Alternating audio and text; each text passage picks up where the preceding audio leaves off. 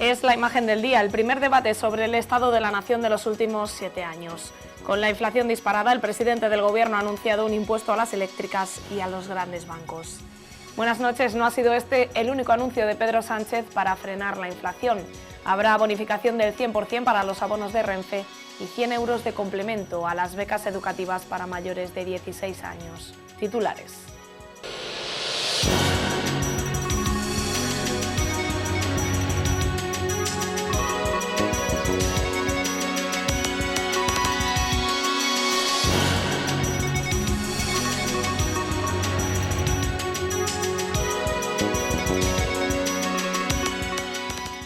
Es martes 12 de julio y el Consejo de Gobierno ha dado luz verde a la Ley de Apoyo a las Víctimas del Terrorismo. En un día en el que se celebra el 25 aniversario del asesinato de Miguel Ángel Blanco, el PP pide a los diputados socialistas que voten en contra de la Ley de Memoria Democrática. Es otra de las noticias del día. Se confirma que los restos encontrados en las obras de Reyes Católicos corresponden a la antigua iglesia de San Martín. El hallazgo retrasará al menos 2 semanas la intervención en la principal vía de acceso al casco histórico. 41 años al servicio de Dios y de la Iglesia. El 12 de julio de 1981, el señor arzobispo de Toledo era ordenado sacerdote por el cardenal don Marcelo.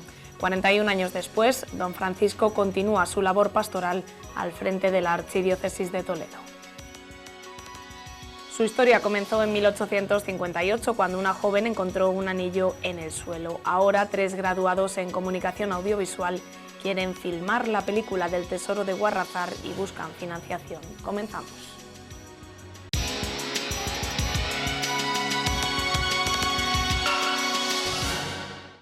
Habrá impuesto a los beneficios de las eléctricas y a los grandes bancos. Lo ha anunciado hoy el presidente del Gobierno en el debate sobre el estado de la nación.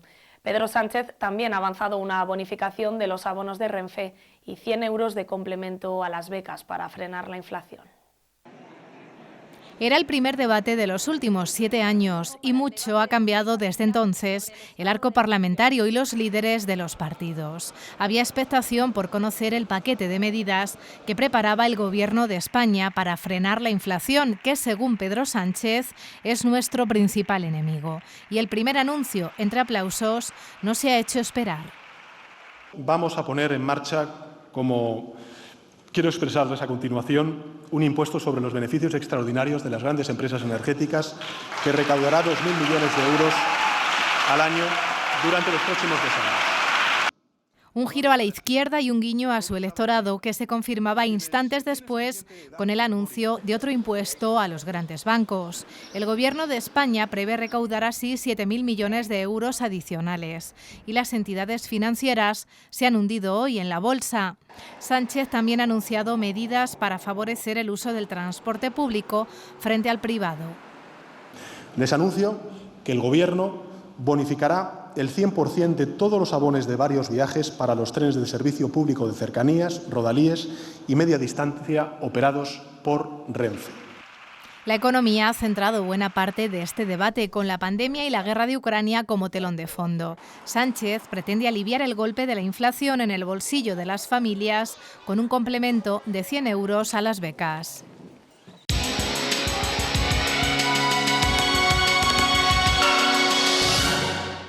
El Partido Popular de Castilla-La Mancha pide a los diputados nacionales del PSOE que voten en contra de la Ley de Memoria Democrática pactada con Bildu.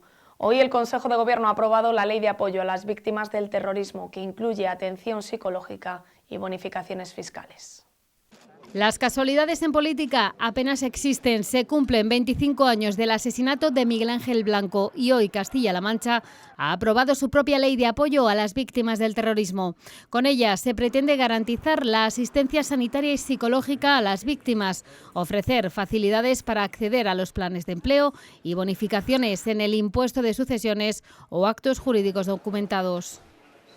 En un momento en el que se habla mucho de memoria, pues desde el Ejecutivo regional creemos que lo importante en este caso es dignificar la memoria de las víctimas de terrorismo. También habrá bonificaciones en el transporte para las 284 víctimas del terrorismo que viven en nuestra comunidad autónoma. El Gobierno espera unanimidad en las Cortes, pero su aprobación coincide con la polémica tramitación de la Ley de Memoria Democrática que Sánchez ha pactado con Bildu. En el PP piden a García Page que sus diputados nacionales voten en contra. Que en Castilla-La Mancha no vamos a descansar ni un solo segundo en contarle a todos y cada uno de los castellano-manchegos, uno a uno, quiénes han sido los que han votado a favor de traicionar la memoria de tantas víctimas inocentes, quiénes han votado a favor de reescribir la historia dando el bolígrafo a los herederos de ETA. También la líder de Ciudadanos, Carmen Picazo, ha afirmado que si García Page quiere honrar a las víctimas del terrorismo, debe pedir a los diputados nacionales del PSOE de Castilla-La Mancha que voten no a la Ley de Memoria Democrática. Más noticias. Los termómetros superan ya los 40 grados en buena parte de nuestra comunidad autónoma y mañana el calor irá a más. Castilla-La Mancha se encuentra en alerta naranja y el Gobierno regional pide extremar las precauciones por el alto riesgo de incendios. También el Ayuntamiento de Toledo recomienda beber agua y líquidos con frecuencia, permanecer el mayor tiempo posible en lugares frescos o a la sombra y reducir la actividad física en las horas centrales del día.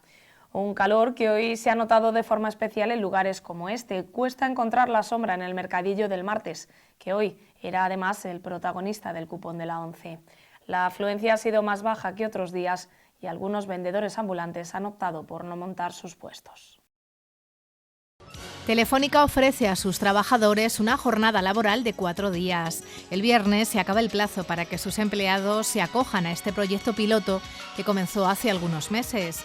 En la primera fase se unieron 5 trabajadores de Castilla-La Mancha, pero ahora ninguna de las 240 personas que trabajan para Telefónica en la región ha querido adherirse. La razón, según UGT, es que la jornada laboral de 4 días supone unos 250 euros al mes, con el IPC superando el 10% y con Castilla-La Mancha como la comunidad más inflacionista de España, la reducción salarial es inasumible para los trabajadores. La confianza empresarial aumentó un 5,9% en Castilla-La Mancha en el tercer trimestre del año frente al 7,5% nacional. Son datos publicados hoy por el INE que dejan a Castilla-La Mancha como la segunda comunidad autónoma con el indicador más alto de toda España. En el último año, Baleares, Galicia y Castilla y León han sido las 3 regiones con mayor crecimiento de la confianza empresarial. En España, el 19,6% de los establecimientos empresariales cree que la marcha de su negocio será favorable entre julio y septiembre y el 23,8% se muestran pesimistas por la evolución de su empresa. Transporte y hostelería son los sectores donde más sube la confianza. El exceso de velocidad multiplica por 7 el riesgo de fallecer en un accidente de tráfico. En Castilla-La Mancha, la mitad de los conductores reconoce que sobrepasa habitualmente los límites de velocidad y hasta 65.000 automovilistas de la región afirman que han llegado a circular por encima de los 200 km por hora. Son algunas de las conclusiones del estudio Velocidad, la lacra silenciosa, elaborado por la Fundación Línea Directa en colaboración con Intras. Además, solo el 1,6% de los conductores conoce los límites de velocidad para coches y motos en cada vía. Y un 77% de ellos no cree que la finalidad de las multas y los radares sea exclusivamente la seguridad vial. Nueva pérdida de agua embalsada en la cabecera del Tajo que continúa con su agonía semanal. Durante los últimos 7 días entre Peñas y Buendía se han dejado más de 24 hectómetros cúbicos y se encuentran al 25,9% de su capacidad total. Hace un año por estas fechas el porcentaje era del 27%. Son datos publicados hoy por la Confederación Hidrográfica del Tajo. Los 2 embalses suman poco más de 677 hectómetros cúbicos. La cabecera continúa aún en nivel 3, por lo que el Ministerio puede autorizar un trasvase de forma automática. De hecho, en plena tramitación de los planes de cuenca, el Gobierno ha aprobado un nuevo envío de 20 hectómetros cúbicos del Tajo al Segura, 12,5 de ellos para regadío.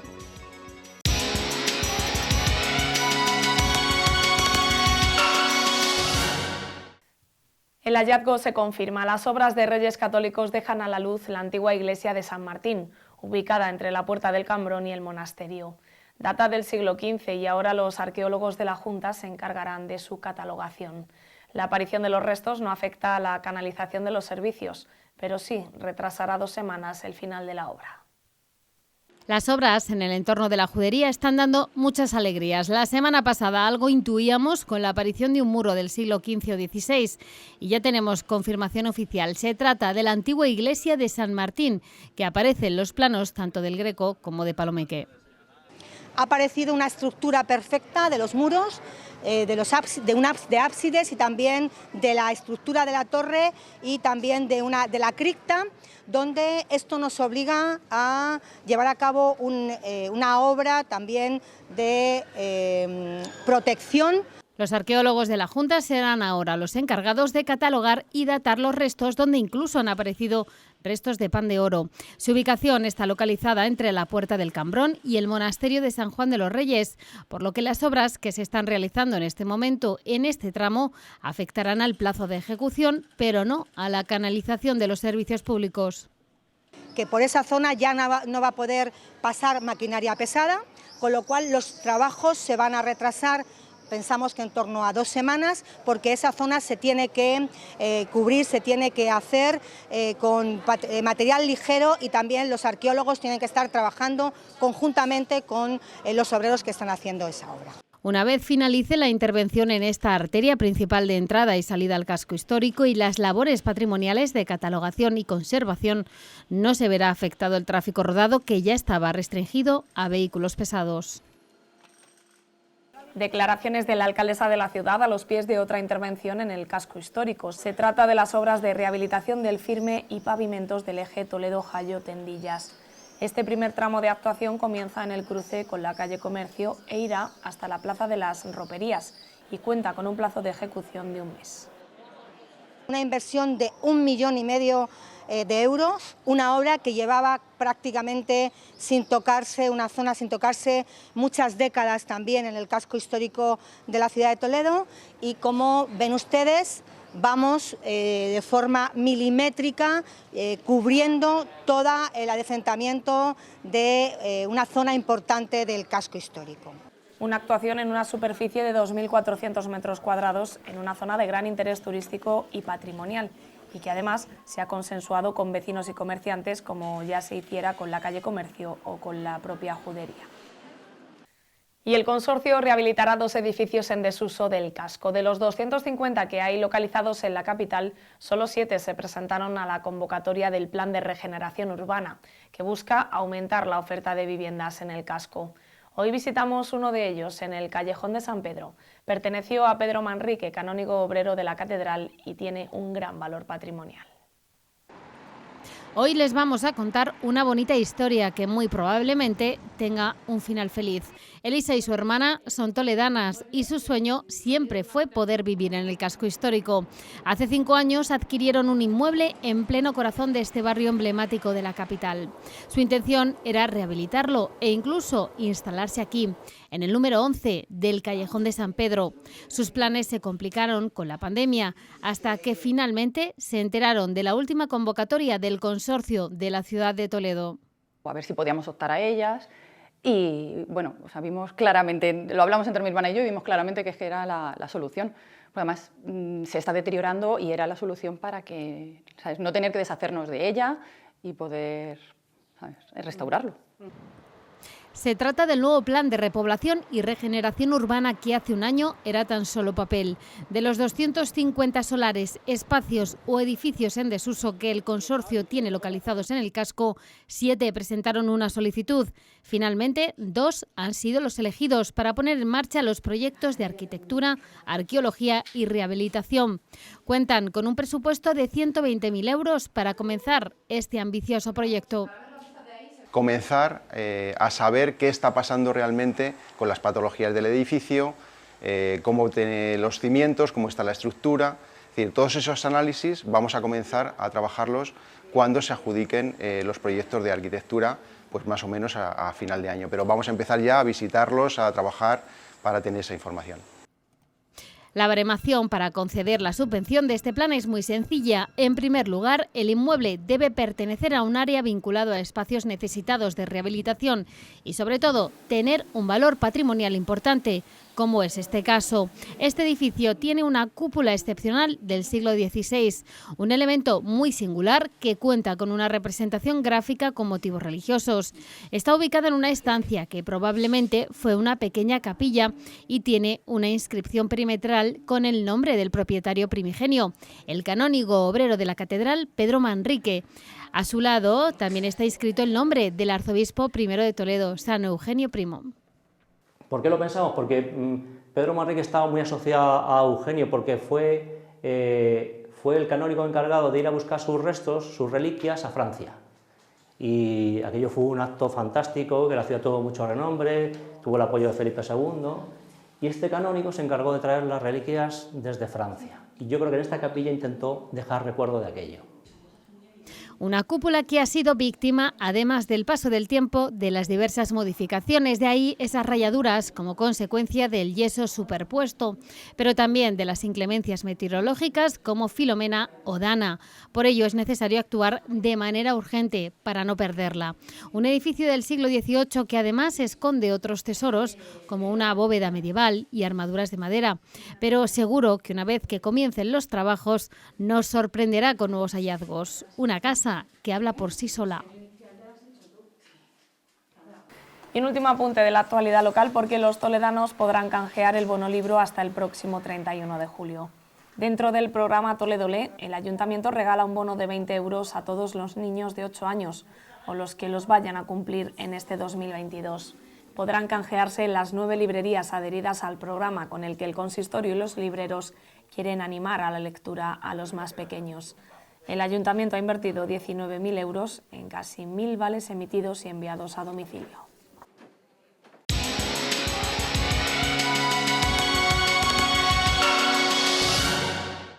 Un día como hoy, pero de 1981, don Francisco Cerro era ordenado sacerdote por el cardenal don Marcelo González Martín. 41 años al servicio de Dios y de la Iglesia, que continúan con su labor al frente de la Archidiócesis de Toledo. Era el 12 de julio de 1981. La Catedral Primada acogía la celebración de las Sagradas Órdenes. El cardenal Marcelo González Martín exhortaba a los candidatos a ser obedientes, leales y también firmes, sin abandonar la misericordia pastoral. Unidos, esa es nuestra fuerza. Obedientes, ese es nuestro carácter interior. Humildes, esa es nuestra defensa. Firmes para decir sí o no, cuando hay que decir sí o no, lo cual es compatible con el amor y la misericordia pastoral.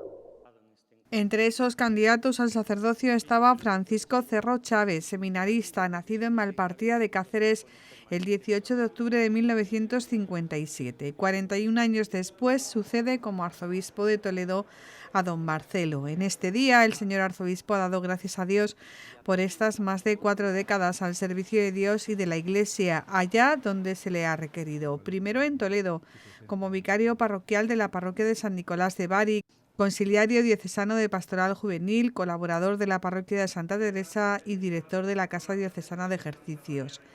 Después en Roma, donde obtuvo la licenciatura y doctorado en Teología Espiritual, más tarde en Valladolid y después como obispo, tras su nombramiento como titular de Coria Cáceres, donde recibió la ordenación episcopal el 2 de septiembre de 2007. Y de nuevo Toledo. El día 27 de diciembre de 2019 se hizo público su nombramiento por el Santo Padre Francisco como arzobispo de la sede metropolitana de Toledo, Primada de España, tomando posesión como arzobispo de la Archidiócesis el 29 de febrero de 2020.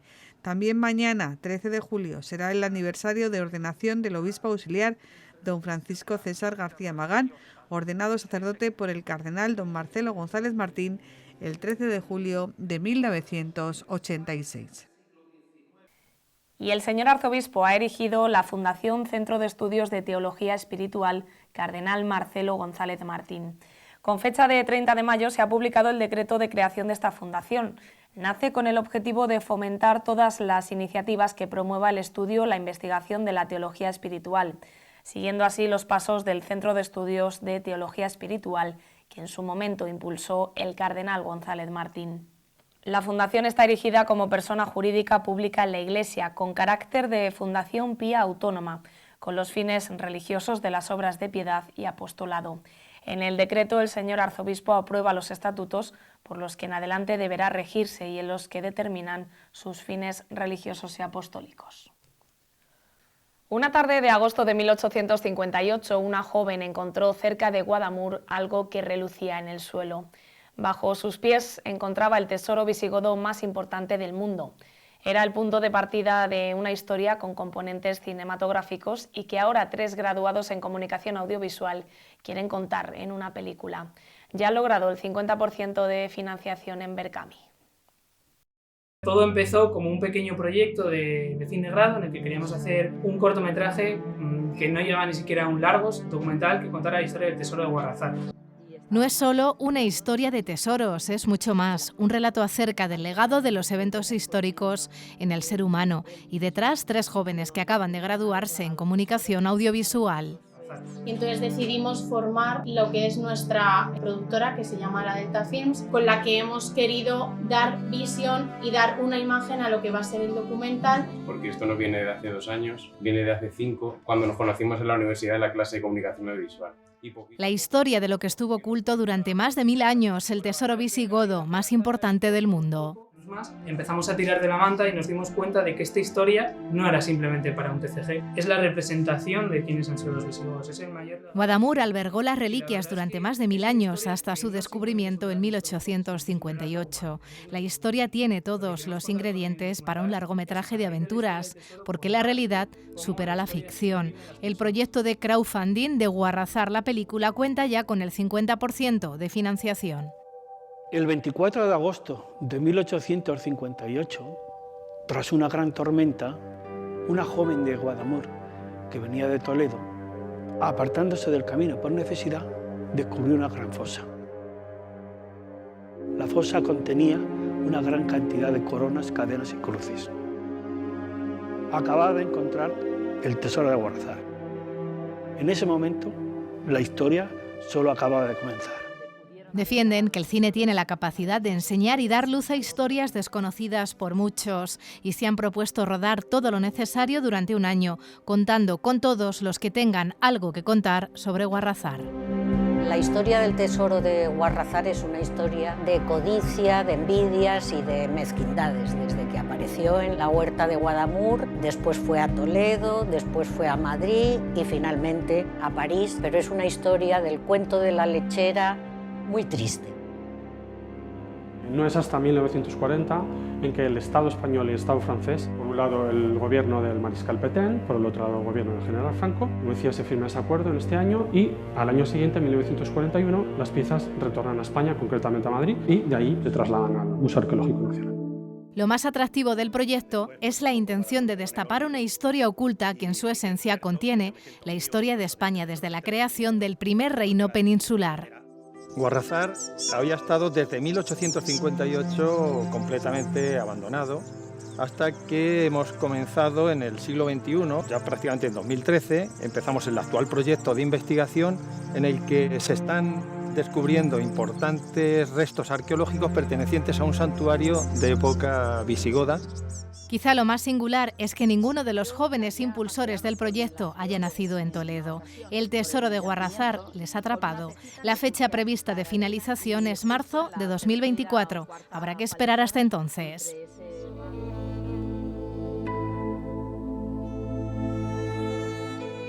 Un pueblo presentó a tus abuelos.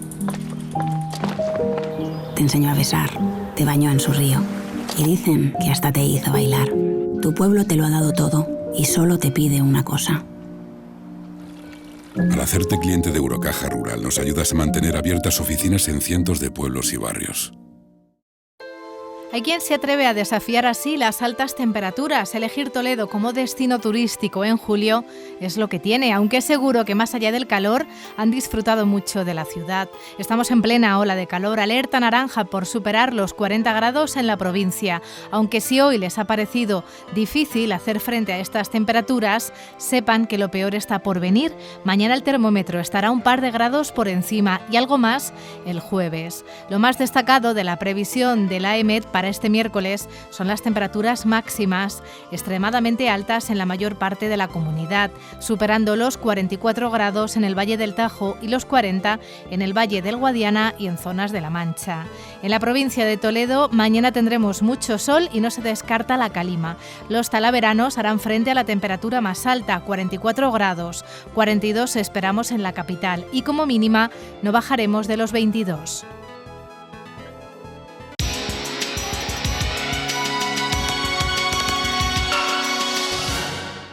Así llegamos al final de nuestro tiempo informativo. Gracias por su compañía y recuerden que las noticias vuelven mañana a Canal Diocesano de Televisión. Hasta ese momento, feliz noche.